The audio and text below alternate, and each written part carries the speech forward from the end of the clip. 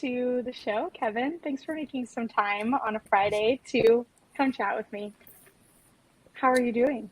My pleasure. I am doing awesome, and it's so excited to be a part of your podcast and be the first guest on here. I'm so excited to do this with you. Yes. You were Yeah, the perfect person to call because I feel like you bring the nerves down, everyone's calm, chill. We're good, good. good. That's my Cool. vibe. So let's jump right in. Okay. Kevin, are you spiritually active? I'm very spiritually active. Okay. What does being spiritually active mean to you? Um, It's a rhetorical question, I feel. no, that's totally good. So being spiritually active to me is, honestly, for me, it's about staying mindful, and it's about being in the present moment and getting to a place in my life where I kind of tip the scale to where I get to choose more about how I want my present moments to be. And so for me, that past hasn't always been there. I feel like growing up, we've got our teenage years, our early adult years, which can be a little chaotic. And we're in response mode to everything. That I think for me, my spiritual practice has been coming out of response mode and getting in front of everything to say, how can I usher in the life that I want and lead it to where I want to go by staying present, aware, mindful, and intentional. I love that. Getting it ahead of things rather than responding is, I feel, so important. Hmm. Something especially in the way we work as a society, it's just not really, it's available to us, but we don't have the appreciation that it's available to us. So Right. I Seems like love there's that. so much stimulus that comes at us all day long that I was reading somewhere where at any given point in the day we have over 11 million different impulses that come into our brains. And it's Whoa. like, yeah, and like the goal of the brain is to just make it make sense. And so to classify it, to get to some way to add a good, bad, yes, no, right, wrong label to things quickly so that we can act. And so we end up being driven so much by just these impulses that come into our brain that we can spend Mm. our whole day in reaction mode if we don't stop and take a moment to say, okay, where am I now? What do I Hmm. see? What do I hear? What do I smell? What do I taste? How do I feel? Where does it sit in my body? And come back into that moment to say, okay, stop reacting to the world and where do you want to be? Where do you want to go? How do you want to feel? And to get to design it. I love that. When you look to connect a little bit Hmm. deeper with yourself, your spiritual realm, what modalities do you use? What are some of your favorites? We could sit here all day, I already We know, could and talk definitely sit about here all this. day. Well, I'm a little woo-woo, and so I think we know that. Woo. Yeah, so I have a ton of tools that I go to. For me, I would say probably the most common one that I go to is a combination of meditation and breath work, because those are things that we have available to us at all time.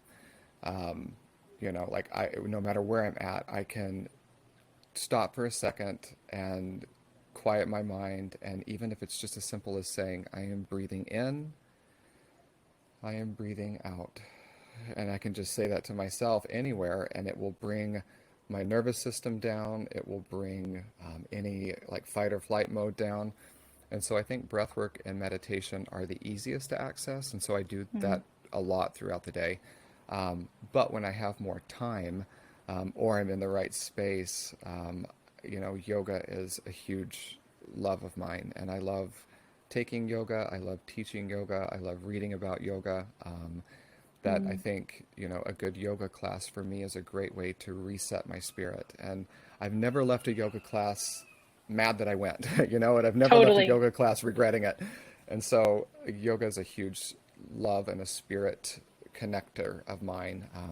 And then at home here, I've got this beautiful little studio room in one of our patios, and I've got my singing bowls out there. I've got my drum out there.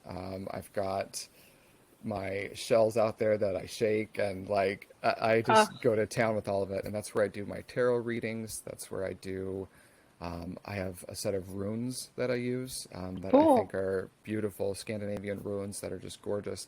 And so I use all of these tools as a way to connect me to spirit, to my higher self, to my guides, and to practice my intuition. That's beautiful.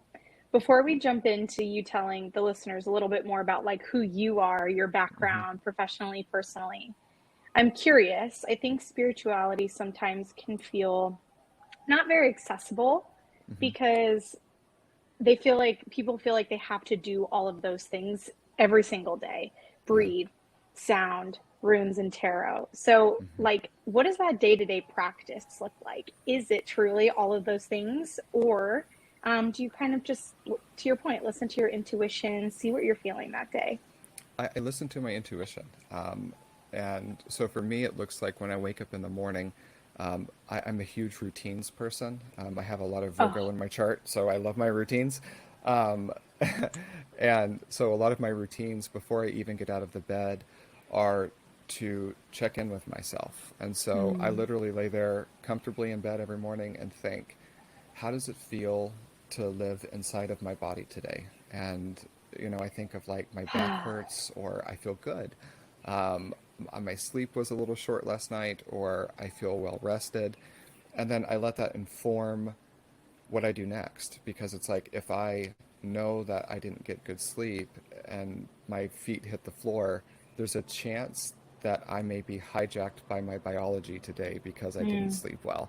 And so I get in front of that and say, what can I do to energize myself? Or certain days it's, maybe if you have time, take a nap. Like if sleep is going to be what stays in between you and your best self today, either energize yourself to overcompensate if that feels right and you have a busy day and you have a lot to do, or if I don't, maybe that's my spirit's like nudge to, hey, there's not a lot on your calendar today and you slept like shit last night, like take a nap. And I'll do that. So before I even wake up, I just check in with how does my body feel. I always look at my day and my calendar to see a few things, like what types of events are on my calendar that day, and knowing each one of those events require a certain beingness of mine. Mm. And so, for example, if there's something on my calendar for my kids, I have to show up in a way that's like, hey, I got to go into parent mode. And what does that feel like and look like and sound like? And what do I need to be and who do I need to be that day in order to be that type of parent? Or if I'm working with clients and I realize I'm working with a client who's going through a lot of trauma, who do I need to be in that conversation to be a safe place and a nurturing place to unpack trauma? Or if we're going to go do something fun, who do I need to be, for that fun event that adds to the fun and contributes to the fun and experiences pure joy? So I kind of take Mm. an inventory of my day to say, who do I need to be today in order to make my day work? And if I'm feeling it and I'm aligned, then great, put your feet on the ground and let's do this. But if I'm not, then what do I need to do to get myself there? And a lot of it is just listening and practicing the art of what would get my body to feel that way. And knowing each day it might be different. I had a day the other day where I needed to have more energy, and I've got a really pretty backyard that is green, and I love to put my feet in the earth. And so I Oh, literally went out there with my AirPods, and I put on the wildest, like, ecstatic dance track. And I literally just let it free flow. And, at one point I looked, and there were neighbors across the way. They were looking out at their window, like, what the hell's the new neighbor doing? And I'm like, I got to get my day going. So like it worked. But other days, like energy looks like the best cup of coffee I can possibly make. Like mm. it just feels different. So for me, a lot of being spiritual and tapping into my spirituality is listening to myself and saying what feels right in this moment and honoring that. I love that. It's something I struggle with too. Funny enough, I don't have a lot of Virgo in my chart, but I'm Capricorn. So lots of Mm. earth, lots of like Mm-hmm. Mm-hmm. self-restriction in a way. Yeah. And so for me, lately I've realized like it's not even what I'm doing during that time, it's the act of making that time to Yes. intentionally connect before Yes. you need to show up. And truly like context switch your energy, right? Maybe we need to be more serious in the morning and have a silly old time in the afternoon. And so I just love that, Absolutely. like, how can I show up to not only give energy to the people that I'm showing up for, but also Hmm. to receive that and spend time figuring out what that looks like. It's beautiful. Absolutely. So we've heard a little bit about your spiritual practices. I want to hear a little bit more about you. What's your professional, personal background? Anything you want to share about yourself? Absolutely. So my background is psychology, and so I've spent all of my career in psychology and different aspects of it. For example, I primarily am really seasoned in organizational psychology.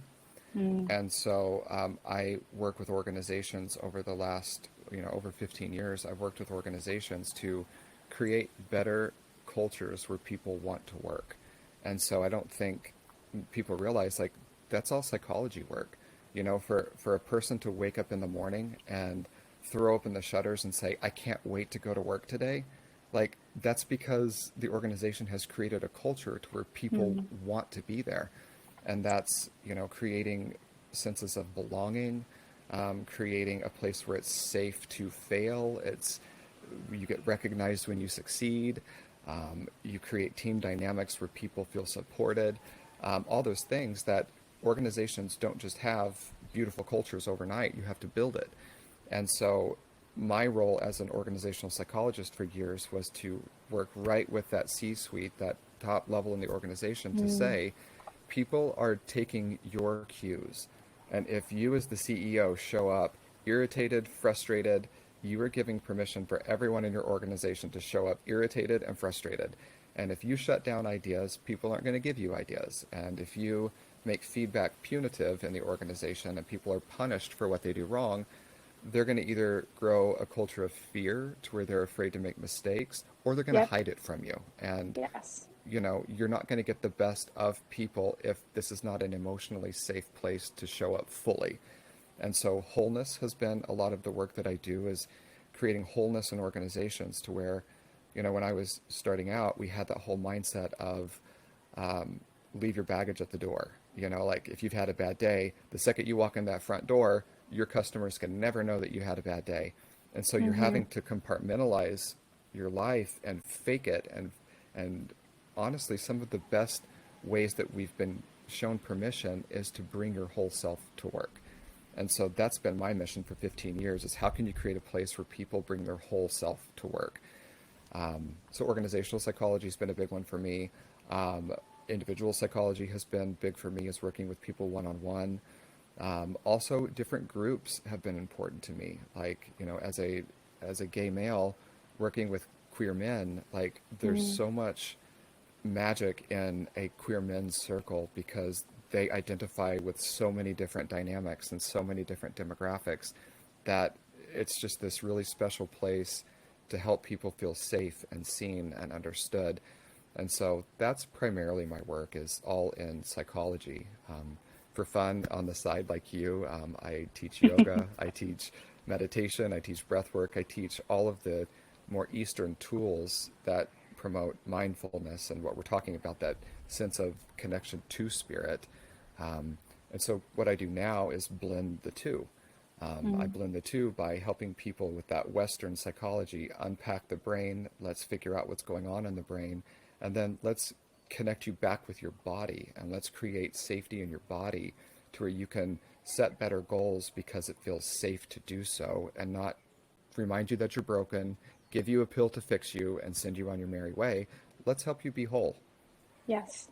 That's so beautiful. And I'm now more so than ever really connecting the dots and the similarities that we have in our work, just very different settings that we're doing it in, right? So, of course, you have experience working with folks in the corporate background and still being a part of the corporate America, quote unquote, Mm-hmm. universe, right? Like, it's so crazy how the narrative has shifted to connecting to a mission and vision and the purpose, connecting to the safety of a group of Mm-hmm. people, Mm-hmm. whether they be the same level or different levels throughout the organization, whatever your roles are. And Right. my role is more so in the continuous improvement space. So I'm Oh, coaching a lot to, agile, lean, those more tactical approaches yes. and methodologies to make your work rather better. Hmm. But without the piece that you spoke about, you won't ever get there. Um, and so I think it's so beautiful that that psychology background has helped you just expand the minds of people and places that might feel really rigid to start Right. with, right? And might feel like just a little boxed in because a culture has is existed as it has for so many months, years, whatever Right. it might be. One of the most rewarding projects I worked on in the corporate space, honestly, was teaching a group of people how to go through a layoff. And Wow. when you think about a layoff, most people say the worst part about my job is having to let people go or firing people, because the human side of you, you do realize you are impacting a person's livelihood, and it's a big 100%. deal. And I always said to people, and it sounds kind of blunt, but if you don't see yourself as impacting their livelihood, then you don't need to be a leader, because that's cold and inappropriate. Preach. Like, don't do that. That's not good behavior. Um, but at the other hand, like whenever you do see that you are impacting them, it lets you go into a conversation of termination, whether it's involuntary or voluntary. It lets you go in with more heart, and Mm, leave people whole. And the idea would be to leave people better than you found them. And so, I've worked with companies before where they give me what their message is going to be, and it's just straight to the point, flat, like your services are no longer needed. We need to cut our budget by 10%. We're having to let go this many people. Unfortunately, your job is impacted. Here's your severance. Have a nice day. And it's like, that's bye. that's Right. bye, like that, like you're not thanking them for the service that they've done.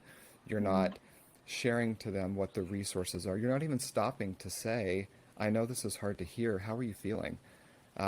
You're not even prefacing it by saying, like, this is a big conversation, and what I'm about to say I don't take lightly, and so I want to do this with you. You mm, don't show any heart. And what I learned was that they were afraid to entertain emotions.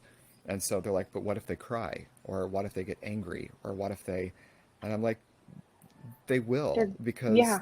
this is a to them one of the catastrophic events in their life that they're going to remember. They're going to Yep. remember whenever they lost their job.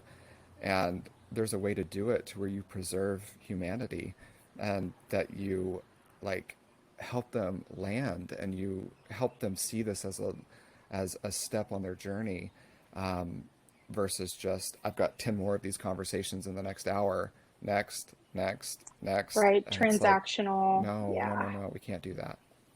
Yeah. I think that's beautiful. And, kind of bringing us back to the psychology piece and your Hmm. expertise, I've heard it said a lot, similar to how you were just mentioning. Like, we can either be really tactical, analytical, logical, Hmm. but sometimes we struggle to see that we can also be more emotionally connected, more Right. in tune with intention, emotion, mind, body. We Right. know that those things are coexistent and we are multifaceted. Can you share a little bit about how you've created balance when it comes to sharing that message? Like, what are some of the words that you use to help people see that we all have those sides of ourselves, Hmm. but maybe we're just not as in touch with them? Absolutely. I'm a huge fan of, regardless of what environment I'm in, of doing some form of a emotional icebreaker. Mm. And so whether it be Bring fun, on the like, tears, baby. yeah, like, and it could be fun of like, hey, we're gonna be here for a while, and we have the opportunity to get a little, like, tired and zone out, so let's get up and move. Like, in work retreats, I've been known to get people up dancing and get people up going, and it might be weird, but by the end of it, everyone's energy is raised, and now they're ready to, like, engage because Mm. we're more attentive.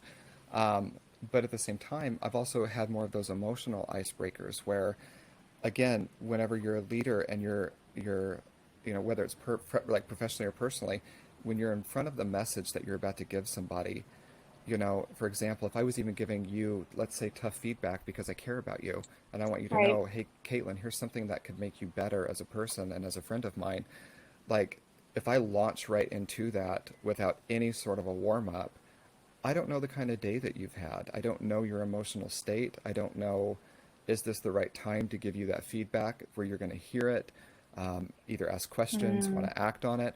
And so I run the risk of just saying, well, I'm uncomfortable giving people feedback, so I'm just going to give it, and it's up to them to receive it. We kind of wash our hands of like owning the experience with people. And so most of my either my one-on-one meetings or my professional meetings or even in my friendships, I'm notorious for starting by saying, assign a feeling word to how you're feeling today. Like, what's I on your love that. heart? Or I'll even ask silly questions like, how's your heart today? Because, we always ask people, how are you? And we're programmed to say, good, fine, okay, all of those kind of blanket words. But if you ask somebody, how's your heart today? Like, you have to think about that. And you have to check Mm, in and ask, how is my heart today? And if you say, my heart is overwhelmed today, like I just have a lot going on, I'm feeling stressed, well, that might not be the right time to tell you that something that you're doing isn't working. And so, I want to maybe plant the seed and say, I hate that you're feeling overwhelmed. My goal, I was going to tell you something that might be a little hard to hear, and this isn't the right time for that. And so, whenever you're in a mm. better spot, like, let's have this Can you let me conversation, know? but now Yeah. is not the time. So, let's talk about, what are you overwhelmed about? And you can kind of like let them know we're going to have a conversation, but give them some say and having it in an emotional right place, because it's going to be more effective that way. So icebreakers for me, either as a facilitator, as a It's psychologist, as a beautiful. teacher, it's a way for me to check in, what permission level do I have to push? And by your response, you're telling me I'm in a push me type of mode, or today is not a push day. Like, today I Yep. just need to be loved and taken care of. I love that so much. I think, I've managed people before, and there are those days where you walk in knowing there's a tough message to deliver. And it's easy for managers, leaders, supervisors to get it off their chest. Like, Hmm. it's emotional for them too. And so I love opening that door and that conversation to make it a mutual agreement, almost consent of, hey, we're Yes. we're going to jump into this conversation. It's not going to be Hmm. easy, and we both recognize that, but how can we support one another in that? Um, no matter what the outcome is. I've always viewed feedback as like spending time in a dressing room. Sometimes Mm, sometimes you try on an outfit and you're like, that's it. Like, that's coming home with me. And sometimes it looks cute on the mannequin and you try it on and say, nope, nope. that is, get me out of this quickly. Um, and that's how feedback is. Like, as long as we hear the feedback, we can try it on and say, that feels right. And part of feeling right is, I trust the sender. I trust the Oh, intent of the sender. The feedback, it's in alignment with where I'm going, and it might be uncomfortable, but it's still the right feedback versus, trying on feedback by saying, this person hasn't earned the right to give me feedback. yep. I don't trust their intent. We don't have this type of relationship, and this feedback feels hurtful. Like, it doesn't feel intentional. And like the shirt that doesn't fit, I'm going to hang it back up and say no, thank you. Amen. I love that. And you also always do ask for any of the listeners out there. He always asks, "How's your heart?" And I always cry. I'm like, it's doing great. It's open wide or it's closed off today. I don't know. Exactly. I'd love to switch gears a little bit to talk about you more personally now that we Mhm. have an understanding of kind of your career path. A couple years ago, you had some health challenges that, you've mentioned have shifted your life in a major way. Can you Yes. tell us a little bit about what that experience was like and how it's transformed who you are to the person that I'm looking at and speaking to now? Yes. Oh, this is a very loaded question. So, I'm giving you permission at times if you're like, okay, let's get back on track, like redirect me. You're welcome to redirect me. Um, Take it whatever direction you want. okay. So I would say the first of all, just starting with the overall theme of my health journey, it has been integrating my mind and body, to be honest, mind, body, Mm, spirit integration, because I learned how disconnected those things were whenever I started going through this health journey. yes. Um, and so health journeys are interesting because sometimes, your choices put you into a health crisis and you realize the choices I've made have gotten me here and I need to take accountability and responsibility for my life and make better choices. And then there are some of those choices that we didn't choose and they're either hereditary, they're genetic, or um, we can be doing all the right things and sometimes shit just happens. Yep. And those were my two experiences. That was my experience with my two big health crises that I've had over the last 10 years. Um, I was working at a healthcare system in Phoenix. I was working at a hospital, Yep. and I was teaching a leadership class in front of a bunch of nurses and physicians. And I'll never forget, as I was teaching in front of about 200 people in this lecture hall, all of a sudden it felt like I was burning alive on the inside. Like literally everything inside of me had heated up so much that I Mm. felt like I had ants crawling on my skin. Like it felt like my clothes were just scratching me, and I just felt so. I can't even tell you what that was like, but if I knew there was something fundamentally wrong with me at that moment, but I was in charge of teaching the concepts of this class that they needed for a continuing education course. And so in my mind, the Western mind says, do not listen to what you need, push forward. Like, Turn it you got on. this. Like, pull up your big girl pants and go. And so I just kept going and going and going. And fundamentally, things were going poorly and more poorly. And finally, I put my hand on the podium. And when I did, sweat started dropping onto the podium. And Mm. I was like, whoa, I just need to take a break for a second. And I looked up, and right as I looked up, one of the nurses in the front row said, "Are you okay?" And I said, "I think so." And she said, "You don't look like you're okay." And I just said, Gosh. I might just need a minute." And she said, "Okay." And a few minutes later, a physician, a doctor in the back, yelled very quickly, "Somebody go get him. He's about to faint." And I was mentally aware, but my body had gone into like a crisis mode. That in my mind, I'm like, "Who's about to faint?" And Yeah. Not me. no, not me. And the next thing I know, I am awakened and I'm actually in the hospital that I'm teaching at. I'm a patient now in the emergency department, and they're like, "You completely blacked out during this." And so the one thing I would say that's lucky that the universe had my back is the fact that if you're going to pass out in front of a room full of nurses and physicians. That's the best place to do it. Um, Amen.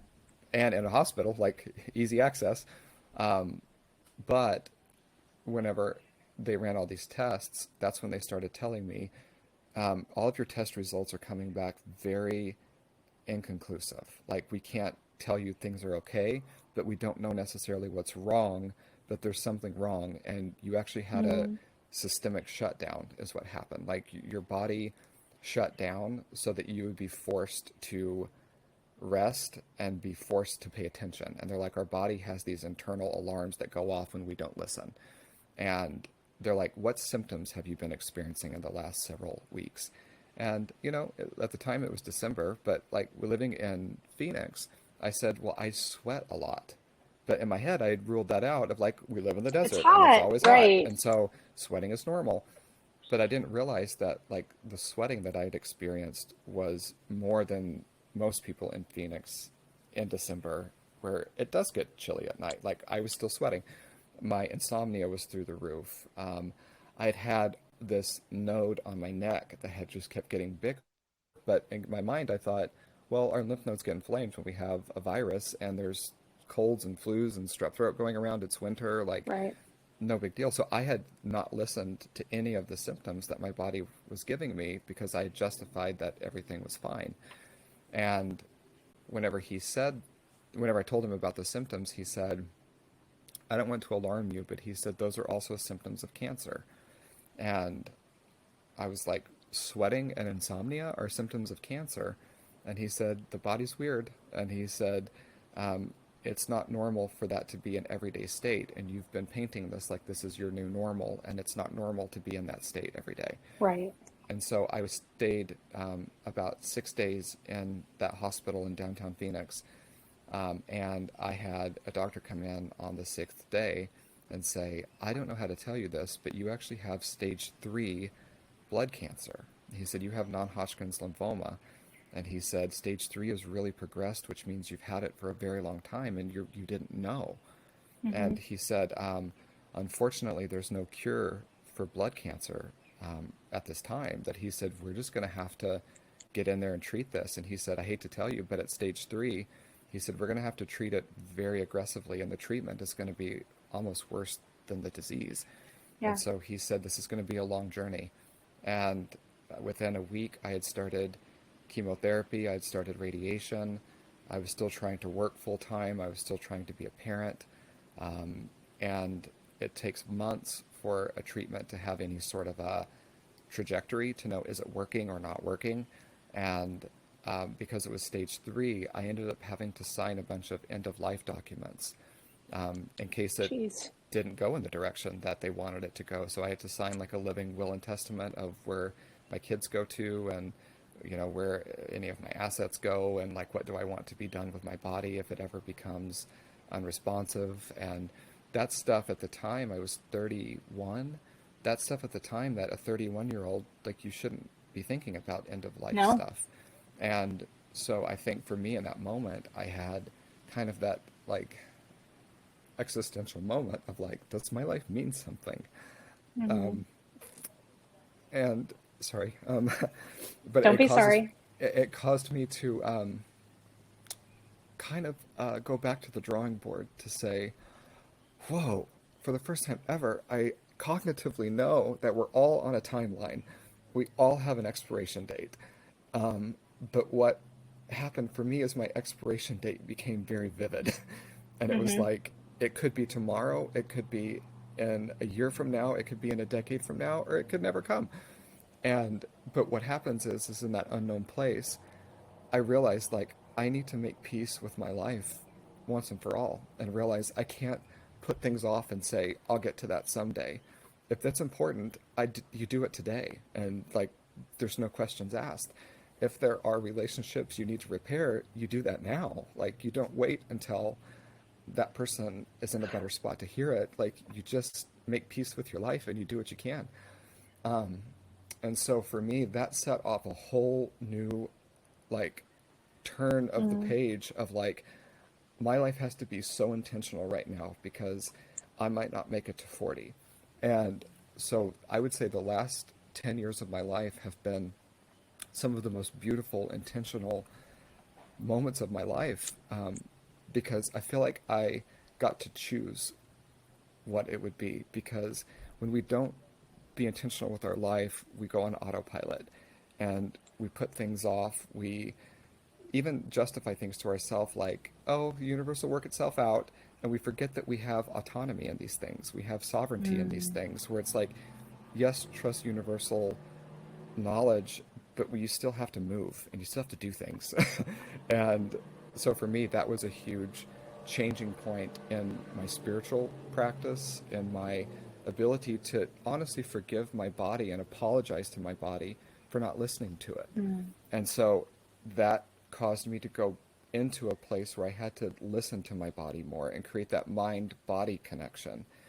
And then at the time, even giving the mind-body-spirit connection to where I had to be loving with myself in new ways and compassionate with myself in new ways that I would gladly have been compassionate with a friend. If I had a friend tell me, hey, I've got cancer, if I've got cancer, oh my God, I would stop what I'm doing and say, how in the world can I help you? You name it, I'll be there. But for ourselves, it's like, God, get out of bed. Like, you have to get out of bed today or you're going to be lazy. People are going to think that you're sick and they're going to coddle you. And it's like, go to work, put a smile on your face, don't act sick. And all this stuff that, like, I had to realize, like, I'm not honoring my spirit in this moment. I'm not showing myself the compassion that I would basically anyone on the street if they told me I had cancer. And it's like, why am I being my own worst friend here. And so part of that was aligning. Another thing that happened from that journey was immediately I lost my hair and I lost my eyelashes, my eyebrows. And I remember that night shaving my head for the first time. And like, I've always been that person where it's like, Kevin, how would I know Kevin? And they would always be like, he's the one with the hair. His gray hair. Like, he's got great hair. Yeah. And I realized like I was Kevin with the great hair. And that was always something that I could hide behind. And I realized I was always using that almost sometimes as a mask of like, I can feel like shit on the inside, but still put on my best outfit, make my hair look great and look good on the outside, and make it to where nobody had to know that I was feeling like shit on the inside. And so I could hide behind my hair, and we could hide behind a lot of the things accessories that are facades for us at all times, and they're masks that we wear. That when I lost all of my hair, I remember David shaving my hair, and I just looked in the mirror, and it was like, this is who am I now? You know, because I'm no longer Kevin with the hair. And by the way, people look fucking weird without eyebrows. Like, don't ever shave your eyebrows off. I can tell you, like, you need your eyebrows for a reason. Expression. They frame your face. Like, their eyebrows are important. And so when I lost my eyebrows, it was like, oh my God, I look like an alien. Like I'm missing something fundamental that connects my forehead to my nose. And like, I didn't have any hair. I didn't have any eyebrows. My eyelashes fell out. And I remember at that point, the hard part of that was I look sick. I now look sick. And this is going to cause people to question what's going on. Like, you clearly don't look well. And I don't blame people, but sometimes we don't know the compassionate questions to ask people. And so on that point, I started getting lots of unsolicited feedback from people of like, wow, you really don't look that great. Are you okay? Or some people asking like, why did you shave your head? And it's like, well, let me tell you. And mic drop. Of course, that's a humbling moment for somebody that they're not recognizing. But then I think to my point is I had to go through a deep pity party. And that was part of my process. I had to feel sorry for myself. I had to cry about it. I had to be mad about it. I had to wake up in the morning and look myself in the mirror and almost give myself that daily pep talk of, you are more than your hair. Like, you are a great personality. You're a generous human being. People love to be around you. Be that. Like, just be your good, radiant self, and you are more than your hair. And I think that's what I learned as the biggest silly lesson. And I still get asked this today, like, what was your biggest lesson you learned at cancer? And it was, I'm more than my hair. And for me, because that taught me that I am the person inside. Like, I am the being. I'm the essence. The soul. And I'm the soul that resides in there. I'm not the physical manifestation that you see. And so that was my biggest hurdle. That over the years I had so many like blood transfusions and rounds of chemotherapy that I still go through yearly. And what happened last summer is I actually had, it was described to me as I had a donor that didn't mix well with me in a blood transfusion. And not that it created another problem, but just my blood started to coagulate with this donor, and it had never done that before. And so I didn't realize that, but my blood was thickening inside, and what happened was it created a stroke. And so I had a stroke last summer in June because my blood coagulated, and it created almost an aneurysm. So scary. Yeah, like a blood clot. And so I was out talking to a neighbor at the mailbox, and she was having a tough day, and I was trying to listen to her, but as I was listening to her, I was kind of like going in and out of like consciousness, and I felt like I was hallucinating, and I started seeing like sunspots. And same type thing at the hospital that day with the cancer. She said, "Are you okay?" And I said, "I don't know, actually. I don't feel well." And I said, "I'm gonna have to go inside. I'm so sorry." And I went inside, and when I went in there, David and one of the kids were sitting at the table, and they asked me a question. And Caitlin, what came out of my mouth was the most gibberish I nonsense, imagine. Yeah. and I couldn't formulate a sentence. And the more I talked, the more jumbled it got, and the more I started freaking out because I was Yep. like, I can't control my mouth, but I couldn't say that because nothing was coming out. And I'm looking at all of them like, do something, there's Help. something wrong. Yeah. And they're like, Yeah. what's going on? What's going on? And David, at this point, he's like, um, I think you're having a stroke. And I shook my head yes. And I'm like trying to tell him I think I'm having a stroke. And Yep. right then and there, my whole right side just went limp. And whew, he threw me in his car. We drove like crazy people to the John C. Lincoln Hospital. I walk in. He explains what's going on. Automatically, they're like, he is having a stroke. And the good news with the stroke is if you get it within the first hour, you can be given medication that will either stop or start to reverse the damage. Ah. And luckily, it was within the first 20 minutes that I got there. And so I go straight back. They put me in a tube, IVs in the arms. They're basically around me telling me, you're having a stroke. And because I couldn't talk to Right. them, like my language didn't work, all I did was I just started crying because I'm just like, this is scary. And like, I had grandparents that died of strokes, and like, that's in my family. And I remember thinking again, like, God, like, Hello. I thought I was going to die from cancer. I didn't know I was going to Mm-hmm. die from a stroke. And again, it's like, I am going to die. Like, this is how I die. And I remember being kept in the hospital because they were basically like, you have zero markers for why you should have had a stroke. And they're Mm. like, you're not overweight at the time. They're like, you are barely at 40. Like, you are not overweight. You don't have diabetes. You don't eat unhealthy. Like, you don't smoke. I had stopped drinking. They're like, you don't drink. And they're like, there's no reason why you should have had a stroke. And so they kept me to run the test to find out like why. And I was diagnosed with this stroke disorder. And they're like, more than likely you will have another one in your life because Oh this is God. in your DNA and it's more genetic. And so at the time I was training for a fitness competition, and they said, you have no business lifting heavy weights over your face because if you have a stroke, you're going to drop a barbell on your face. And so that had become such a spiritual practice of mine of like lifting weights. And I know that sounds silly, but like it just had fed I'm me right there with mind, body, you. spirit. And to be told I couldn't do that, I had to quit the gym that I was working out, quit with the trainer that I was working out with. And that was whenever they said, really the only work that's safe for you to do right now is yoga.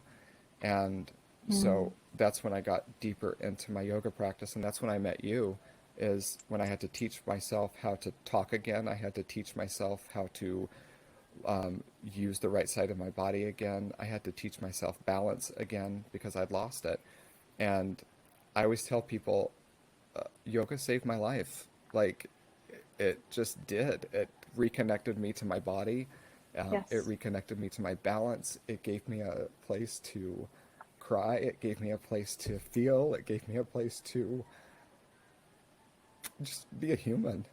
Yeah. A- Breathe, and connect, to be ground. compassionate and to be kind. And I think that's where I walked away from my practice of yoga saying, God, yoga is not what you do on the mat. Like, a pose is a pose is a pose. Yoga, Amen.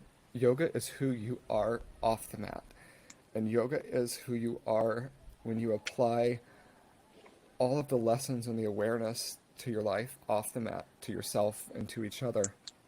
And so that's when I realized, like, God, I really want to give the gift of yoga to other people because I think we can look at Instagram and think it's about the cute outfits and how twisted and pretzely can you get yourself. And, that's not attainable. It's not achievable. It's not approachable. Like, many people look at those things and say, my body will never do that. Therefore, we Right. think it's not for us. And I always like to tell people my story because I realized, like, do you know when I found yoga? It was a month after I had a stroke and I couldn't stand on my right foot. Like, I found yoga in a place where I couldn't do half of the poses.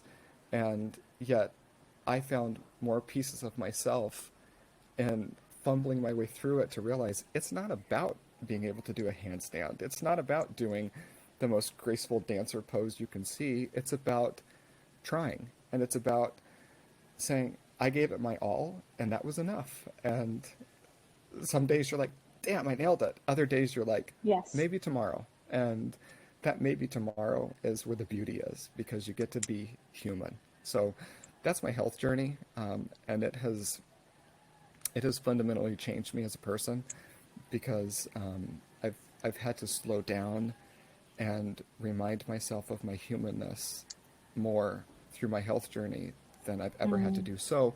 Whereas I don't wish it on anyone. It has been my biggest teacher, and I'm so grateful for the lessons. I would not be the person I am today if I didn't have those health challenges. Beautiful. Thank you for sharing that story. I know it's probably not easy emotionally, energetically, to talk about those things and how they've framed who you are today. But I so appreciate you sharing. And I think, you know, my mind while you're speaking, I'm like, wow, how could you not question your place in the universe, or why me, right? Like, you see a lot of people who go through a challenging event, health or not related, like, what's in the cards? Why is this happening to me? And they slowly lose their faith in who they are and their connection with themselves. Yeah, And I think it's so easy to also, like, affect the other people around you in that, right? They totally. don't see the same person that you are, because you still are the same soul on the inside. Right. I was also thinking about, like, yoga. A huge principle of that is the balance between ease and effort. Our 100% looks different every single day. And so you just showing up for yourself in ways that feel good to you Mm-hmm. every single day is demonstrating, like, I can't control anything, Mm-hmm. everything rather, but I can confront exactly what I need to, and be that person that I need to be today. Mm-hmm. And tomorrow can be a new one. I can And tell I you one think of the that's just so most, beautiful. I appreciate that. And I think one of the most empowering phrases that I've used in my practice is wearing a hat of the instructor, is when I get to tell my Mm. classes, here's where we're going next, and just so you know, it's not in my practice. And so I can still encourage people to do poses. Like the other day, there was one I did here in Hawaii, and they were trying to get us into birds of paradise. And I tried, and I looked at myself in the mirror, and I was like, that is not cute. Like, like, we are not a birds of paradise today. We are looking Yeah. like a birds of, I'm about to fall off the balcony. Like, this is not a bird of paradise. And Uncomfortable pigeon. yeah, it's like gross bird of paradise. It's like, yeah, diseased bird of paradise here. This is not the pretty bird of paradise. Um, but I realized, like, in that moment, I put myself in that role and thought, if I were the teacher in this class, this is the moment where I would tell people, Mm. like, this pose is a beautiful expression, and I'll cue you into doing it. But just so you know, it's a work in progress, and it's actually not in my practice, and that's okay. Accessibility, safety in the Hmm. body. It's so huge, so huge. Hmm. And I think, unfortunately, a lot of people don't have that, yoga or not. So I think it's such a beautiful modality to bring you back to, like, this is my right arm. This Hmm. is what it's doing right now. That fierce presence Hmm. with your breath, your physical being. And Hmm. who cares what it looks like? As long as it feels good to you, Hmm. physically, mentally, that's the bread and butter right there. It is, and I told you this, one of the best yoga classes I've ever had is I laid on the mat and cried for an hour. Hmm. And I left and thought, that is 100% what my soul needed that day. Yes. And so, you know, the measure of success in a practice like yoga is not, did I do the full expression of every pose? And like meditation, the goal of meditation is not to uncomfortably force yourself to sit there for 30 minutes to say 30 minutes was the goal. Like, was it quality? Like, did you really allow yourself to let go? Yes. And if you can let go for 5 minutes, that's better than 30 minutes of sitting punishing yourself. And so I think sometimes with spirituality, we also need to redefine the measures of what success looks like. Success. Because breath work, for example, the first time I did holotropic breath work, and my hands started to go numb, and I started to get that tingly feeling. The Um, tetany. I know, It'll yeah, get you. and I know that's the sweet spot where all breathwork facilitators are like, that's when you're unlocking, like that's the connection, and that's the where you're tapping into where the real work is. But the first several times, it didn't feel safe in my body, that I would be uncomfortable and automatically lay back down and go back to that slow rhythmic breathing to bring myself back down, because that felt overwhelming, that I left and Hmm. thought, I'm not doing it right, I'm doing it wrong. And I had to realize, like, no, part of the journey is creating the safety in my body to trust that when it gets in that oxygen level where it's starting to go, to the anaerobic state, and it's starting to go to the tingles and the face numbing and all that stuff, like, one of the safest things I can do in that moment is truly to pass out. Like, because if I pass out, I'm going right back into my normal state. And Right. so go for it. And, I've had to give myself permission to do that. Yes. And I think that's the journey of so many spiritual practices, is you have to give yourself permission to keep going, and permission Mhm. to, incrementally get better each time. Yes. And to explore and to know that there's no right or wrong, Hmm. right? Like it truly, just like we've talked about, like it shows up differently every day. Hmm. And when you create the space for it and welcome it into however you feel, Yeah, it'll match your energy. absolutely. I love it. So, you also recently moved to Hawaii. I did. I did. Congratulations. Thank you. Um, I'm following you there. I have a plan that we'll talk about offline for sure, but Okay, it's happening. let's do it. And of course, obviously, we're glad you're safe. I know we were talking before we started recording about like the aloha spirit and just seeing Hmm. people come together amidst all the scary tragedy with the fires and all of that. Um, I want to hear more about why you felt called there, and what has the experience been like so far, relocating, getting settled into a brand new environment. Yeah, that's a great question, and I love the word calling, because it truly, Mm. the islands truly did call to me, um, and They're leaving me the, voicemails. It's oh, happening. there's a yes, and there's a funny saying here that I've learned, and it truly is the deep respect for the Hawaiian spirit and the land. And there's a saying here that goes, if the island wants you to be here, you'll be here. And if it doesn't, Mm. you won't. And so it's that karma piece of like, you don't have to force anything. If you're meant to be here, you will. Oh, And so it started for me during the pandemic, to be honest. My mother and my stepdad, they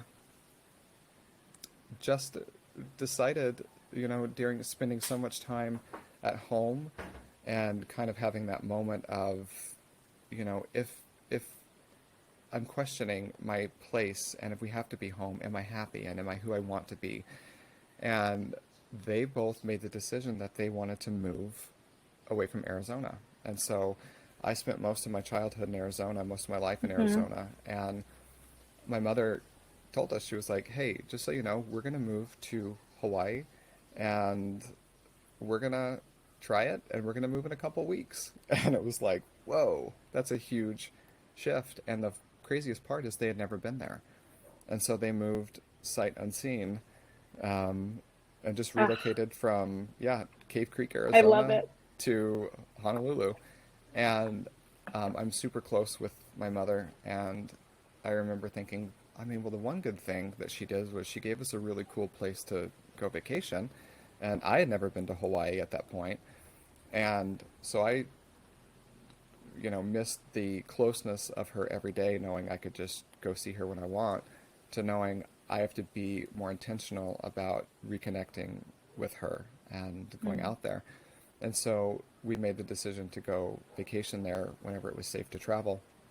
And going out to Hawaii, I'm going to tell you, the second I got off the airplane, there was an energy here unlike any place I've ever experienced in my entire life. Like, you could like smell it, you could feel it, you could taste it. Like, it just was I know exactly everywhere. what you mean.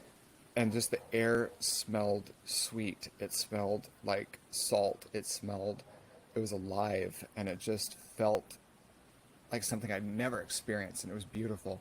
And meanwhile, I'm at the airport, which airports are chaotic in any city, but this airport was like, if this is Hawaii, sign me up. And I'm even at the airport. Like, I'll take it. Yeah. And so whenever my mom picked us up, we drove through and she was taking us back to where she was staying. And she lives in the 27th floor of a high rise that overlooks the ocean.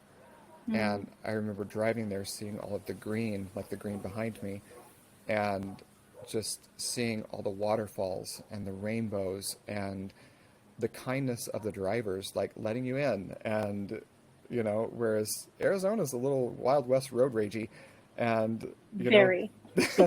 and these people were like, there was no honking. Like, you don't honk at people here. Like, there's the international sign for, if you get irritated at somebody, you throw them a shaka.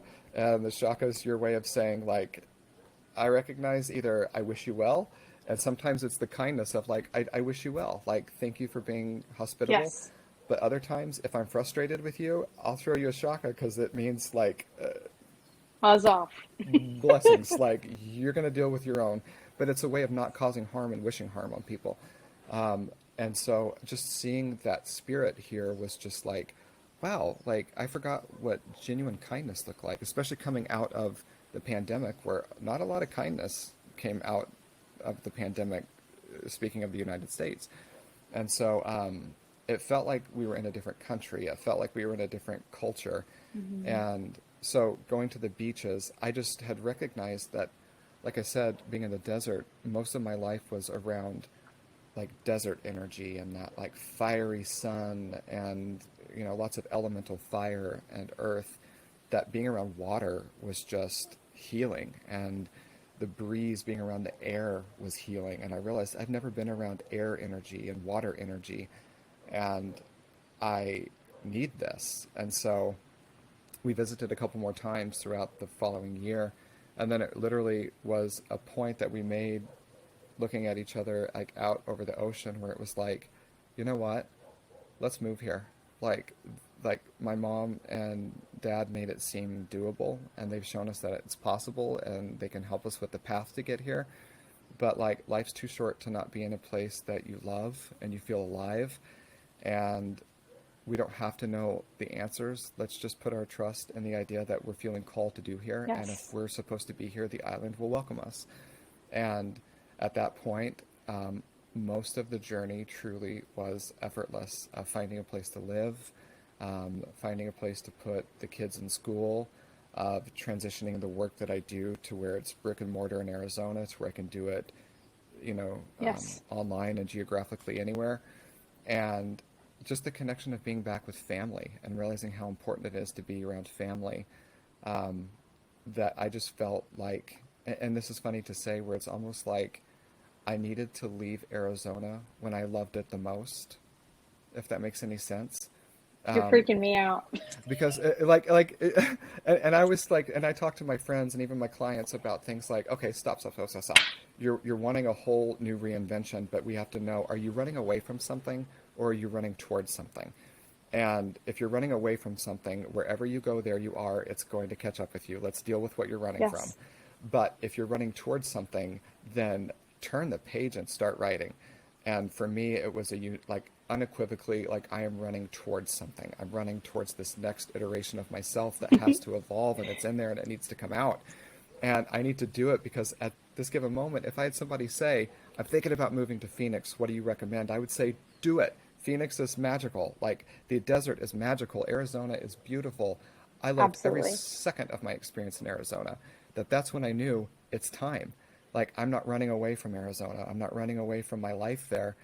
I am closing that chapter in a place that I am of highest gratitude, highest love, and I'm ready to reopen my new chapter, taking all of those skills and all of that memory and all of the experiences, and I'm ready to start over in a new place and be something more, better, and different. I love that. And it's like Dr. Kevin is, and I'm like looking around, like, are you listening to my thoughts?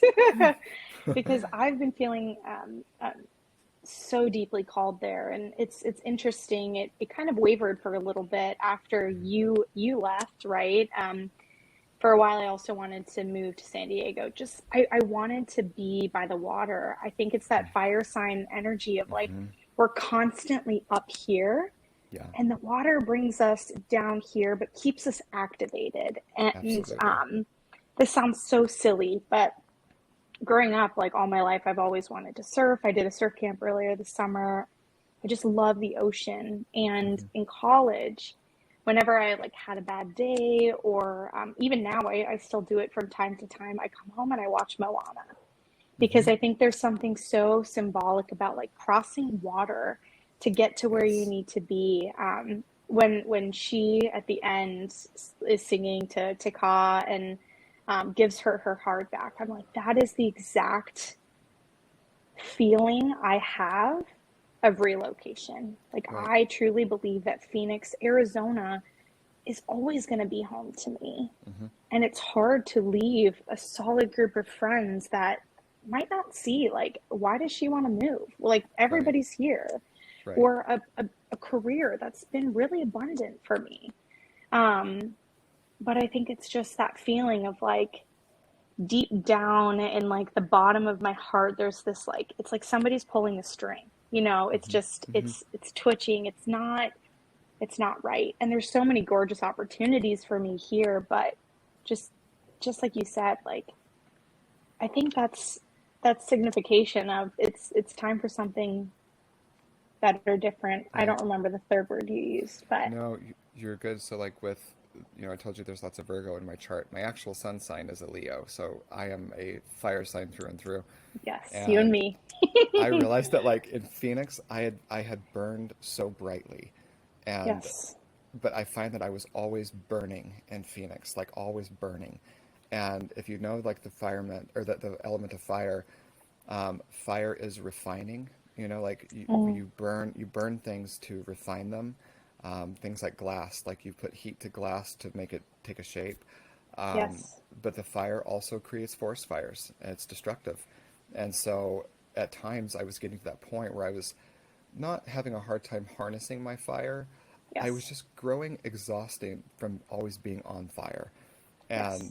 And like you said, like there's something cooling about the water Hmm. that I was like, I just need my fire to be cool for a moment. I need to turn the heat down on the fire, and I need to come back into something more cool. And Yeah, I've learned though the water, to itself, the water also has those destructive forces, absolutely. like the ocean. Like, don't mess with her. Like, she will put you in your place very quickly. Absolutely. But also like the lesson in yoga of playing with force and ease. At any given time though, just roll on your back and float. Like Hmm. sometimes we forget that in the water you can just float, and when you float, you don't have to have any effort. You just float. Um, and so I remember my little one. She was in the ocean the other day, and she was starting to get a little panicky. And I realized where she was at, and I'm like, "Girl, just stand up." And she stood up, and she was like, "Oh." And I realized in that moment, like, sometimes it is as easy as just stand up. Yeah. Like you're there, you're ready. And so I think that was my aha about the Mm, the coming to Hawaii, is my body just needed a different element, and it was just yes. like I needed to tap into other elemental forces. Yeah, we love the drama of what we're familiar with. It keeps Hmm. that story Hmm. of whatever our life's path is, like at Hmm. the forefront of our mind. But when I think of Hawaii, and I've never been there either, so I'm pulling a your mom here, and I might just pull the plug and go. Hmm. But when I think of it, and it's so lush, the groundedness of everything coming together. It's such a beautiful mixture Yeah. of the water, the air, Yeah. all of the things. So Yeah. I love it. Yeah. Gorgeous. Absolutely. Well, I have a few rapid fire questions for you Go as for we it. wrap up. I hope to ask every guest these, so we'll get some really cool resources for the folks that are listening. First one is, why do you think spiritual connection is important? I think a spiritual connection is important because it teaches us to be interdependent on each other. I think there are those two types of beings where you're either over-dependent or so like hyper-dependent, where I can't trust anyone because I'm so dependent on myself, or there's codependent, that like I can't make a Mm-hmm. decision without the input of another person, or I need to make other people happy. That I think the spiritual connection teaches us how to be in relationship to each other, that we can make each other better and not have to be isolated or overly dependent. Beautiful. I love that. Brings the humanness back as well. Absolutely. What would you say to those who might be looking to deepen their spiritual practices or even maybe get started? What's a piece of advice you would give them? I first of all is I would have them look deep first and say, what are you hoping to find? And Mm, I would define what you're looking for. And even if you don't know what you're looking for, just making it simple. Are you looking for a daily ritual? You know, something that you can depend on every day that creates a healthy habit?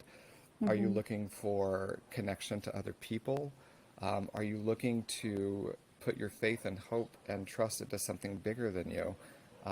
What's your goal with the spiritual seeking? And then at that point, then we can start to kind of fine tune these types of avenues might be good if you're looking to just create a daily practice where you connect with yourself and your beingness, or if you're looking for a community to be along like involved with, that together you are creating something more, you know, cosmic and collective, then here's what I Yeah, would recommend. So I would just start with like, what are you hoping to find? Because sometimes we just say, I'm on a path of seeking, but we don't ever stop to define, how will I know I found it? And, you know, mm, what is the it that I'm looking for?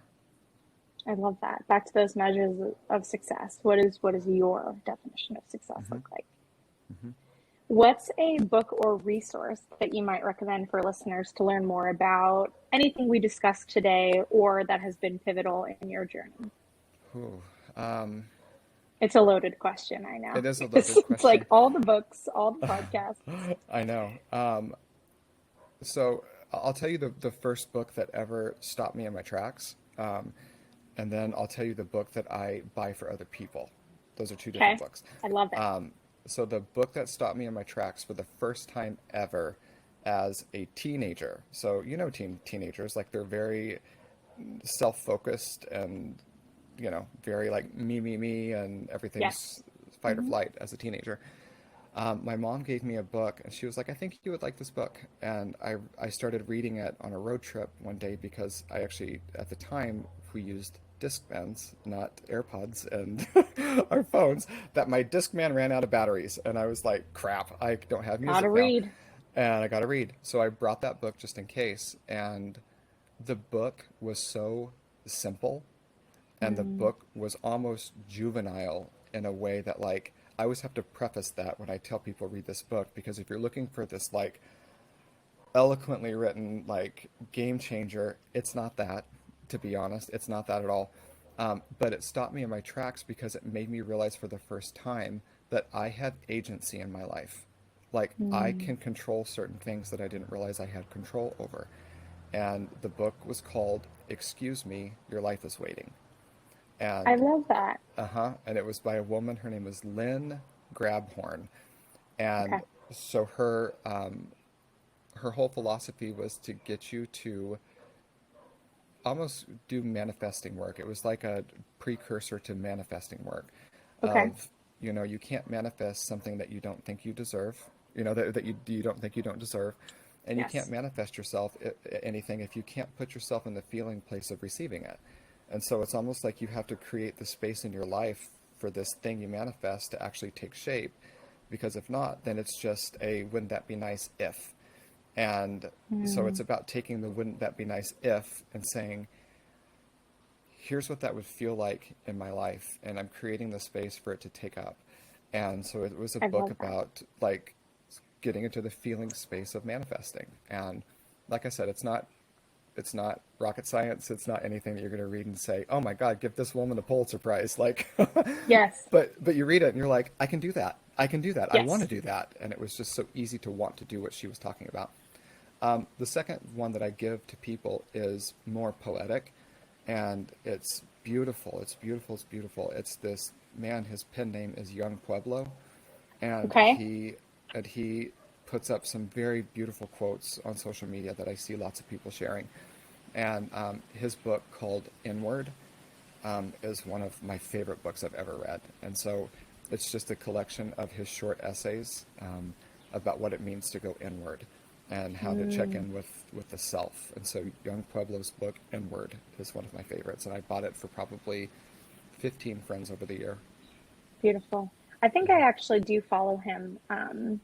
I do see his posts shared quite a bit on people's stories and whatnot. Very Yeah, inspirational. he's powerful. I love that. So, where can our listeners find you? Awesome. Um, so you can find me in a couple different places. So on Instagram, for example, I've got my personal page that I share far more about my life. And so if you're listening and you want to be friends, I love friends. Like, I want you to be friends with me. That it's the Instagram handle I've had for years. It's Kevin, like my name, Kevin, P as in Patterson 0816. So Kevin P 0816 is my personal Instagram. And then my business page where I work directly with people. If you want to work with me as a one-on-one client, working on your Western and Eastern connecting psychology to more mindfulness and your spiritual practice, my business is High Rise Being. And so you can find me at High Rise Being on Instagram or www.highrisebeing.com. I love that. Thank you. And it sounds like you have some very cool opportunities to connect coming up. You have some healing circles. I think a I do. retreat is in the works. I do. So I'm working with a few other practitioners right now who are figuring out where we cross. The thing I love about people who love to do retreats is we want to do all the things. And Oh yeah. so the very first round of a retreat is always, putting in about 300% what we can actually do, and then paring it back down to the what's Yes. actually realistic and most, spiritually evolving and what's most important. And so we're in that kind of paring down phase, to figure out what would make a good retreat. And so Beautiful. we're looking at doing it here in Hawaii after the first of the year. So in Waikiki, looking to do kind of a yoga, breathwork, kind of find your calling. And that's the purpose of this retreat, would be a kind of like, let's find your calling. Like, let's work with calling work. Like, what's calling to you in life? And then in September on the 19th, I do have an online queer men's healing circle Beautiful. that I'm starting, and that's going to be very, very powerful. I already have several men who are looking for that community and that connection. And then, of course, I reserve space to take on one-on-one coaching clients every week. So if you want to work one-on-one with me, I would love to have that. Beautiful. Well, thank you so much for joining me today. You are such a powerful human and an expander for me personally, but I know for so many others. So just a big piece of gratitude for you always showing up and inspiring others to do so authentically themselves. I think I'm really just so grateful to have you in my life. So Well, thank you. it's back at you. And whenever you invited me, you're somebody I would jump through fire for. So I would Oh, absolutely join you anywhere. So it was my pleasure to be here. thank you. The fires were starting. Exactly. I love it. Awesome. Cool. I am going to stop recording here.